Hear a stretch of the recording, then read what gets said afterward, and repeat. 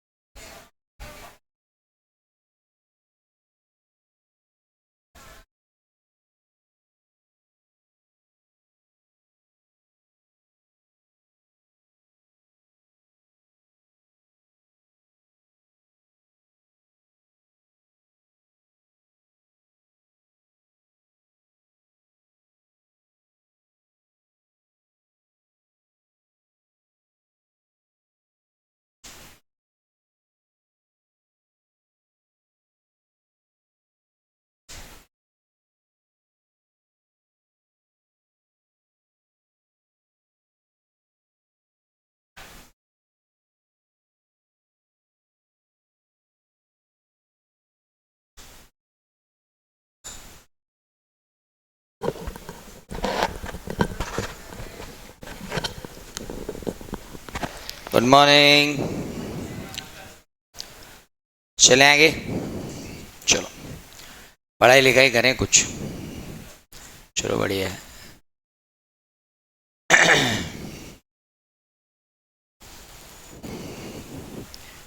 हाँ भाई, ऑनलाइन सब आ गए? गुड। वाह वाह वाह वाह वाह। चलिए तो अब शुरू करते हैं लॉ। सब्जेक्ट का नाम बिजनेस लॉ। कॉपी तो अलग बनाई ली होगी आप लोगों ने, नहीं बनाई है तो मेरे लिए कम से कम 150 पेजेस की एक अलग कॉपी बनाना, क्योंकि वो कॉपी ही एग्जाम तक आपके साथ रहेगी। नोट्स अपनी जगह है, मॉड्यूल अपनी जगह है, लेकिन कॉपी जो होगी आपकी, that copy will be with you always. So let's start. Business law.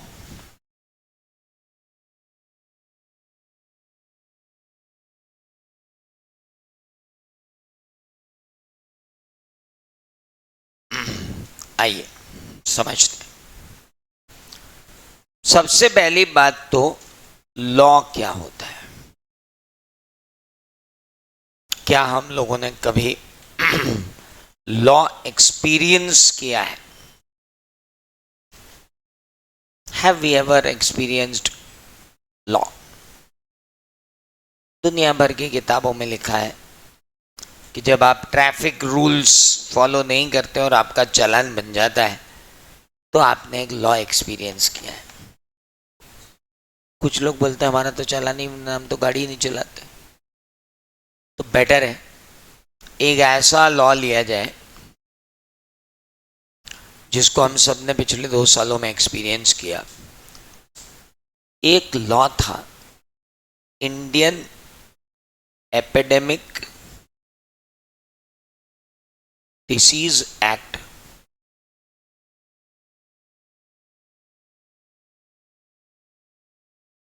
Eighteen 97। इसको क्या हो गया, बंद कर दिया कि बंद हो गया? अरे प्रोजेक्टर कैसे बंद हो गया भाई?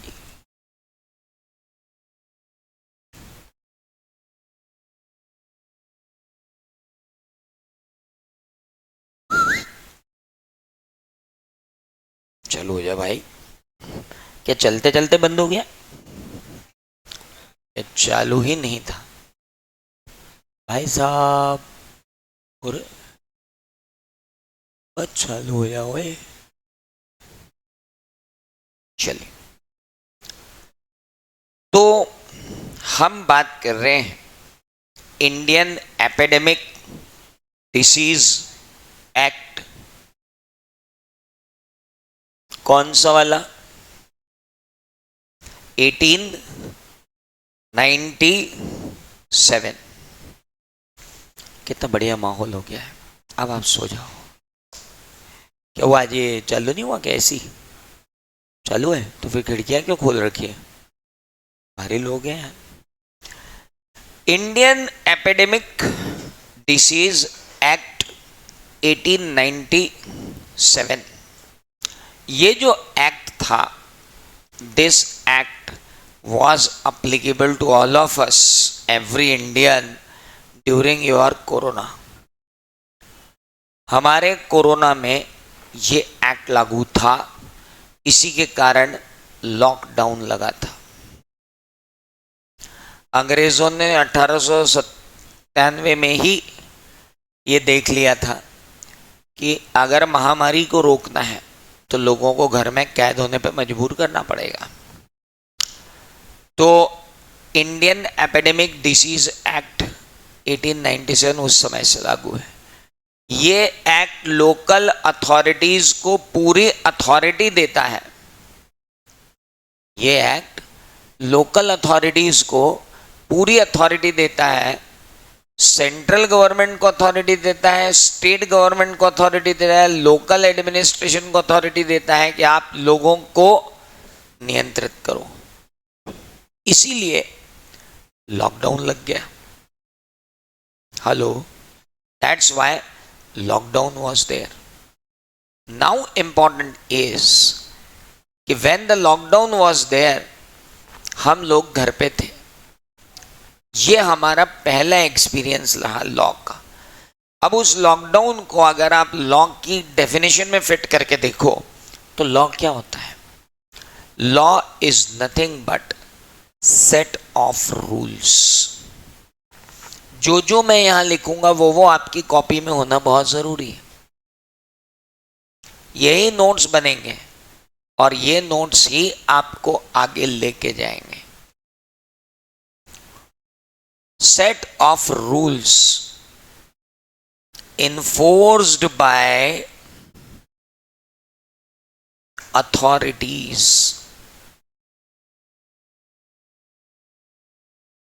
क्यों? To regulate or control क्या? Set of rules enforced by authorities to regulate or control क्या? Conduct of persons क्यों? To protect their interest।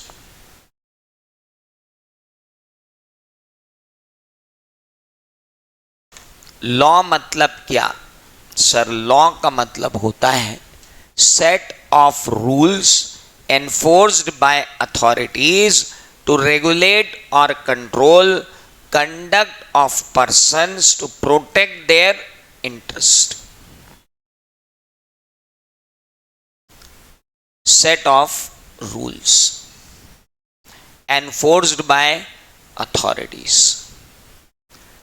यहां जाओ वहां मत जाओ, 2 गज की दूरी है बड़ी जरूरी, मास्क लगा के जाना पड़ेगा, वैक्सीनेशन सर्टिफिकेट लगाओगे तो ही फ्लाइट में जाने को मिलेगा। They were what? Set of rules।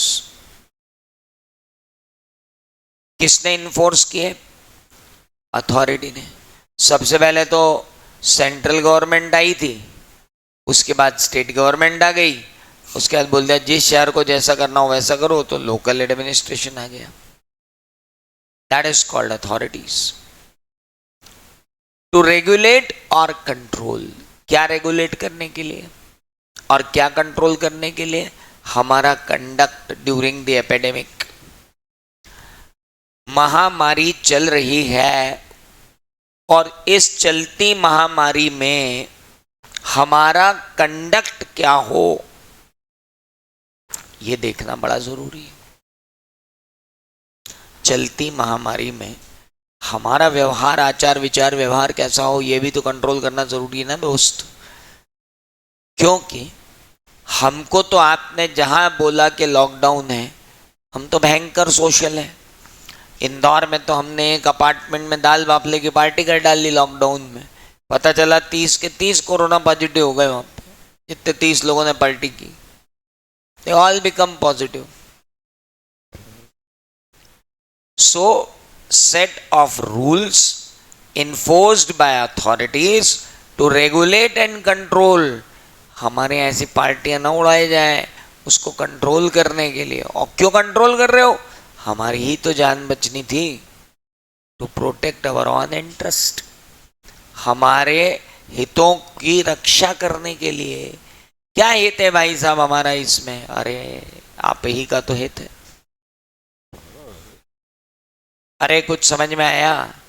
Set of rules enforced by authorities to regulate and control conduct of person to protect their interest। उसे क्या कहते हैं? लॉ। कोई सा भी लॉ ले लो। ट्रैफिक का लॉ क्यों लगाया? Set of rule, red, orange, green, enforced by road transport authority. क्यों? रेगुलेट करने के लिए। क्या? कंट्रोल करने के लिए। किसको? हमारे ट्रैफिक सेंस को। भयंकर नॉनसेंस है, हम कहीं में घुस जाएंगे हम तो। फॉर दैट क्या बना दी गए रूल, नहीं फॉलो करेंगे तो पेनल्टी लगा देंगे, घर पे ही चालान आ जाएगा, रेड लाइन क्रॉस कर दी 500 रुपए का चालान। अरे कुछ समझ में आया? So that is known as what? set of rules enforced by authorities to regulate or control conduct of person to protect their interest.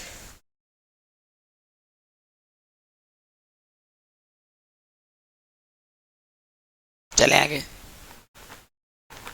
चलिए।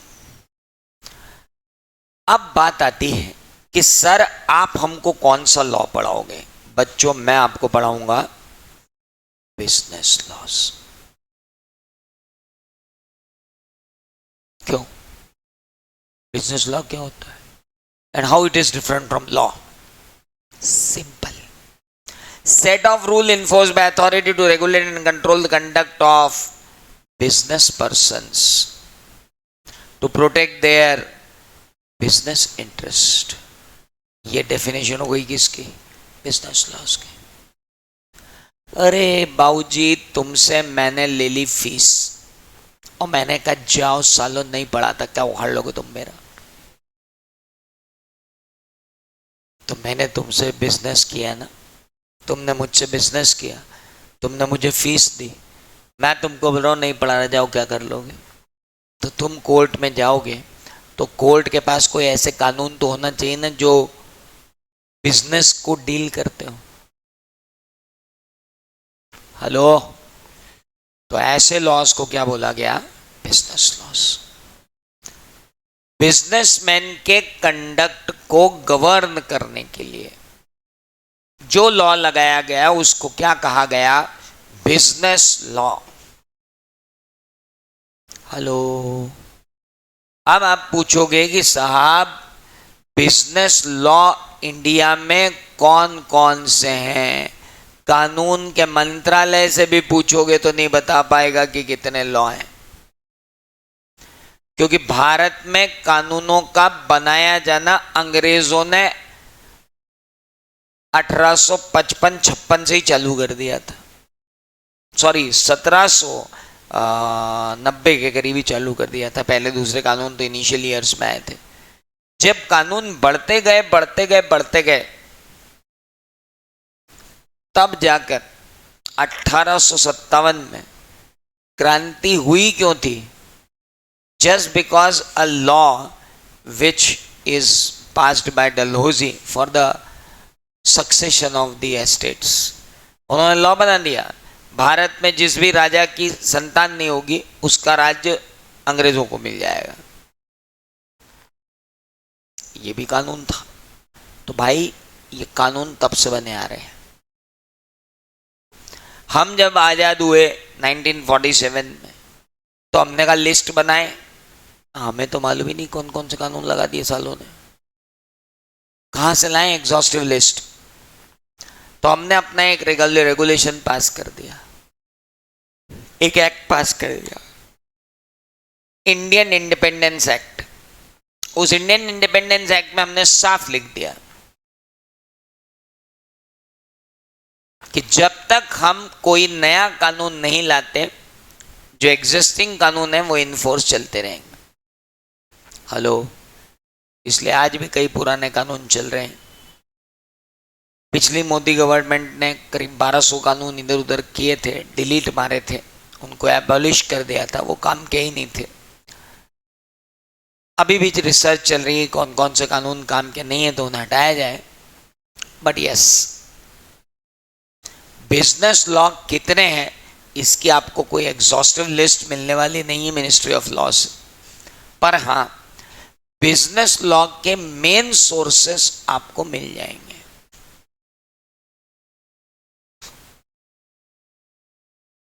और बिजनेस लॉ के मेन सोर्सेस क्या है वो अपने को मिल जाएंगे।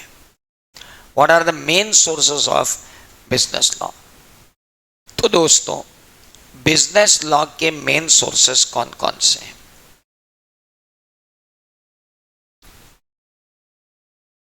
इतने सोर्सेस को बिजनेस लॉ के मेन सोर्सेस में बनाया गया है, बताया गया है। पहला source, the Indian contract act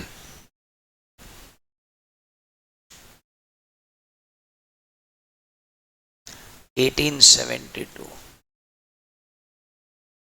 the negotiable instruments act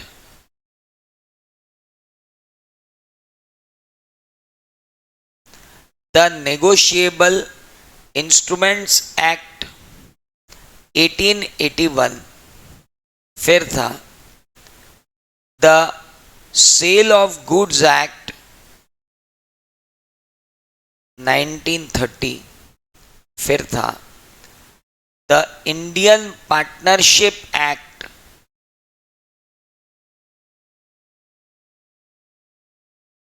1932, फिर है द LLP एक्ट 2008, फिर है द कंपनीज एक्ट 2013।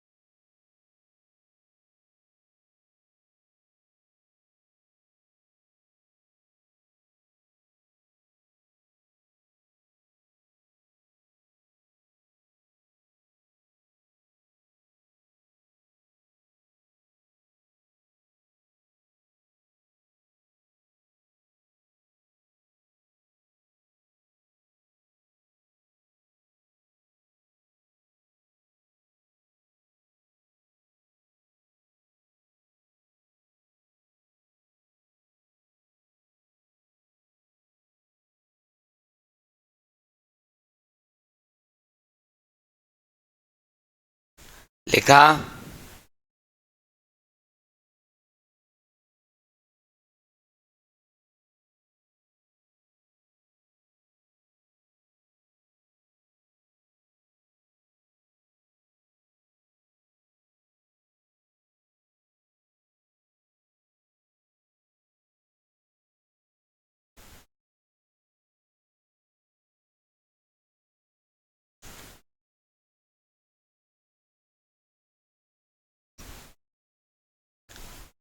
लिख लिया। अब जरा समझते हैं। द इंडियन कॉन्ट्रैक्ट एक्ट 1872 ये पहला ओल्डेस्ट बिजनेस लॉ है। आप और मैं अगर कॉन्ट्रैक्ट कर रहे हैं और हम अगर बिजनेस में हैं और हम आपस में कोई सौदा करते हैं, तो इस सौदे में आपके मेरे अगेंस्ट में क्या राइट है और मेरे आपके अगेंस्ट में क्या राइट है और आपकी मेरे अगेंस्ट क्या ड्यूटी है और मेरी आपके अगेंस्ट क्या ड्यूटी है, it is well defined under Indian contract act. मैं तुमसे सामान खरीद लूँ, तुमको पैसे नहीं दूँ, तुम मेरा क्या उखाड़ लोगे, और मैं तुमको पैसे दे दूँ और तुम सामान ना दो तो मैं तुम्हारा क्या बिगाड़ लूँगा। ये सारी बातें हमको कौन बता रहे हैं?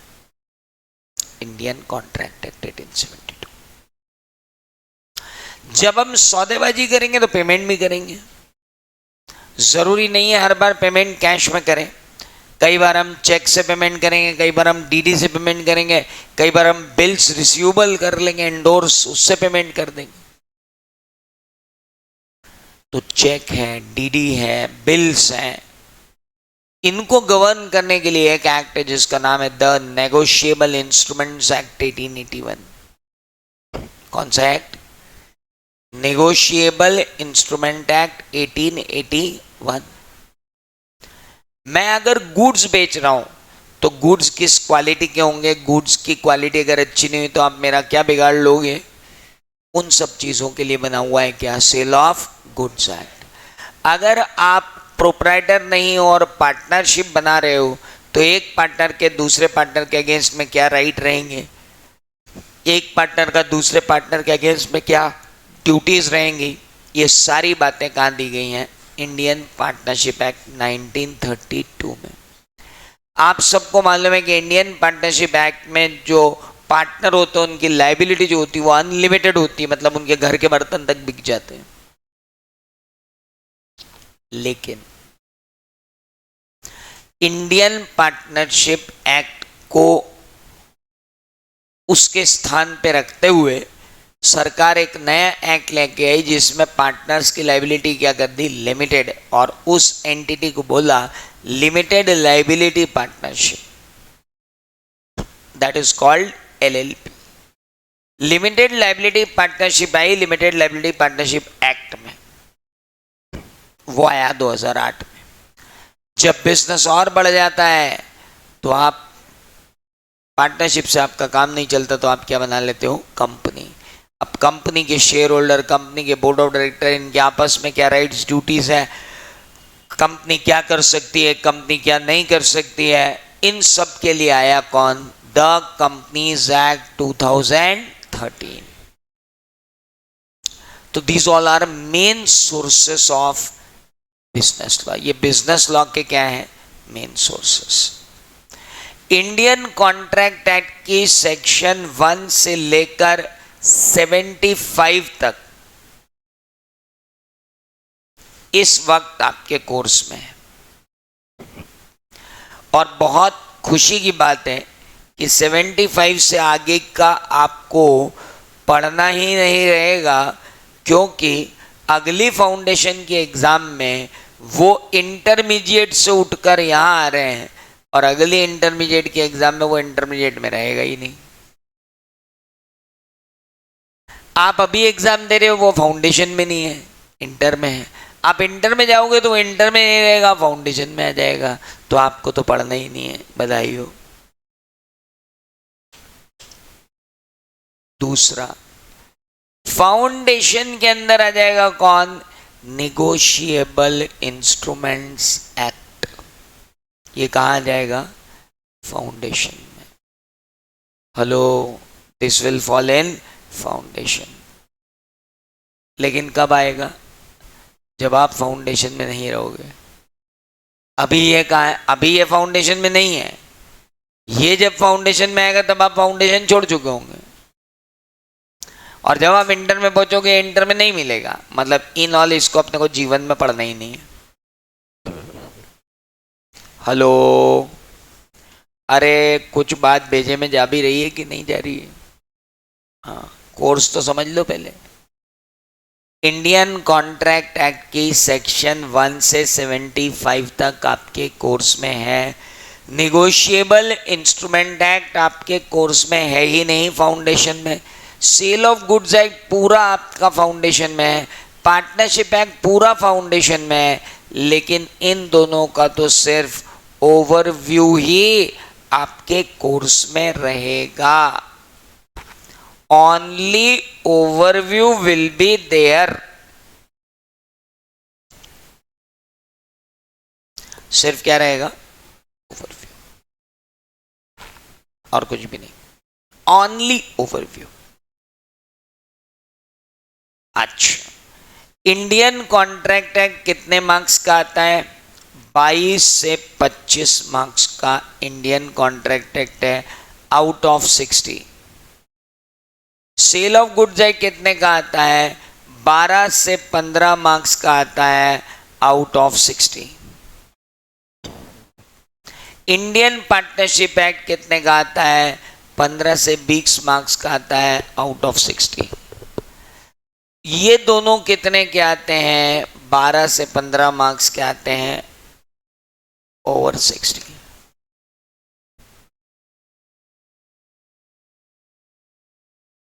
हेलो, मार्किंग सिस्टम देख लो, कैसे मार्किंग आएगी।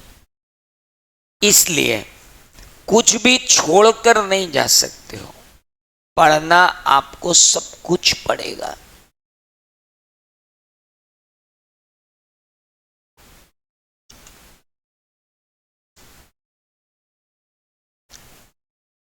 कुछ भी नहीं छोड़ना है, you have to go with each and everything. आगे बढ़े। अब बात आती है कि आखिर इंडियन लॉज कैसे होते हैं। तो सर इंडियन लॉज दो टाइप के होते हैं।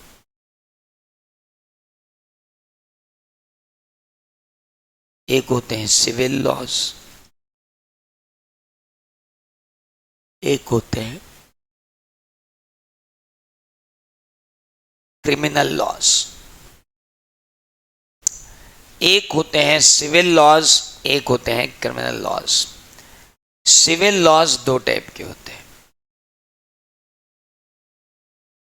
Personal laws and business laws. Personal laws मतलब Hindu personal act, Muslim personal law, Hindu personal law, we have different personal law in this country, so they all are known as personal law. लेकिन जो business laws है वो अपनी जगह है। Business law इस बात पे निर्भर नहीं करता कि आप हिंदू हो, मुस्लिम हो, सिख हो, ईसाई हो, it doesn't matter. Business law as it is applicable होगा। ऐसे नहीं बोल सकते आप कि Indian contract it is applicable to Hindu and Muslim but not to Sikh and Isai, ऐसा कुछ नहीं होगा। हाँ, आप ये बोल सकते हो Muslim personal law applicable to only Muslims, Hindu personal law applicable to only Hindus, but you can not have business laws. Business law सबके लिए एक तरीके होते हैं, यूनिफाइड है। सो हम क्या पढ़ रहे हैं? बिजनेस लॉ पढ़ रहे हैं। बिजनेस लॉ किसकी ब्रांच है? Civil law. सिविल लॉ किसकी ब्रांच है? और इंडियन लॉ अपराधियों के लिए कानून बनाता है अलग, उसका नाम होता है क्रिमिनल लॉस। Got it? समझ में आया? तो हम जो बिजनेस लॉ पढ़ रहे हैं वो क्या है? It's a branch of, which is the branch of? बस समझ में आया? गुड। अब बात आती है कि इंडिया में अब हम जो चालू करेंगे वो चालू करेंगे इंडियन कॉन्ट्रैक्ट एक्ट 1872।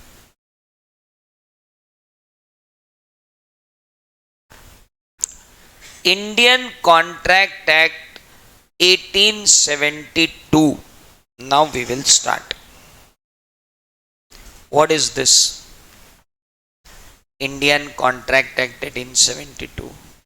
पहली बात तो ये कि अगर कोई हमें बता दे कि कॉन्ट्रैक्ट क्या होता है तो फिर हम समझें कि इस कॉन्ट्रैक्ट के लिए किसी एक्ट का क्या मतलब है।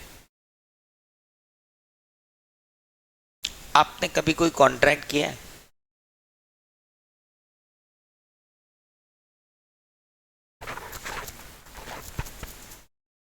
Have you ever entered into a contract? नहीं? चलो देखते हैं कितने कॉन्ट्रैक्ट में एंटर हुए हो आप। सुबह चालू करते हैं आपके उठने से। जैसे ही आप उठते हो सबसे पहले प्राणों से अति प्यारे मोबाइल को पकड़ते हो और सबसे पहले उसमें देखते हो कि what I missed in night. तो बावले बच्चों, जो मोबाइल तुम्हारे पास है वो एक कॉन्ट्रैक्ट के तहत ही खरीदा गया था। उसके अंदर जो टॉक टाइम है वो भी कॉन्ट्रैक्ट के ही अंदर आपने खरीदा है। बाथरूम में गए और वॉश बेसिन का नल ऑन किया, पानी भी कॉन्ट्रैक्ट से आ रहा है, टूथब्रश टूथपेस्ट भी कॉन्ट्रैक्ट से ही आए थे। नीचे जाकर जब चाय पीने गए तो चाय के लिए दूध भी कॉन्ट्रैक्ट से आया था, पत्ती भी कॉन्ट्रैक्ट से आई थी। न्यूज़पेपर वाला एक कॉन्ट्रैक्ट के तहत न्यूज़पेपर डाल के जा रहा है। तुम्हारा घर एक कॉन्ट्रैक्ट के तहत या तो बना हुआ है या किराए पे। अरे तुम तो स्वयं ही एक कॉन्ट्रैक्ट का रिजल्ट हो, परिणाम हो, जिसे शादी कहते हैं। तो और तुम कह रहे हो जी हमने कभी कॉन्ट्रैक्ट ही नहीं देखा। बताओ, दिन भर कॉन्ट्रैक्ट करते हैं अपन, सुबह से शाम तक। पलक झपकने दिल धड़कने के बाद अगर सबसे ज्यादा काम हम करते हैं तो क्या करते हैं? कॉन्ट्रैक्ट। और उस कॉन्ट्रैक्ट में आपके और मेरे राइट्स अफेक्ट ना हो, उसे इंश्योर करता है कौन? Indian contract act 1872। सॉरी यार, ये बताओ इसकी 12 बजे हूँ, ये 1872 में कैसे लग गया यार? 1947 में भारत आजाद हुआ और ये कॉन्ट्रैक्ट एक्ट 1872 से लग रहा है।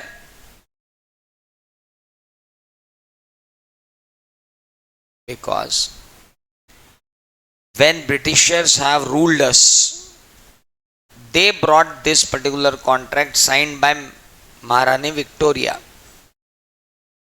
यहां कानून बनाते थे, लंदन भेजते थे, वहां से कानून अप्रूव होकर आते थे और इंडिया पर लगते थे। Got it? So what is Indian Contract Act? Indian Contract Act is an act which explains the rights and duties of contracting persons. Hello, दो लोगों के बीच में अगर कॉन्ट्रैक्ट हो रहा है तो उनके एक दूसरे के खिलाफ क्या राइट्स हैं और क्या ड्यूटीज हैं, वो कौन एक्सप्लेन करता है? Indian contract act. तो बहुत छोटी सी बात अपन लिख लें, that Indian contract act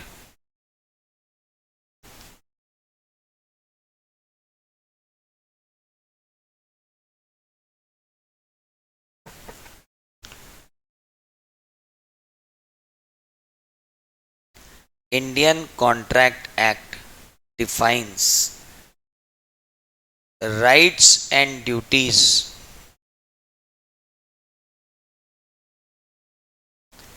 of contracting parties in a contract.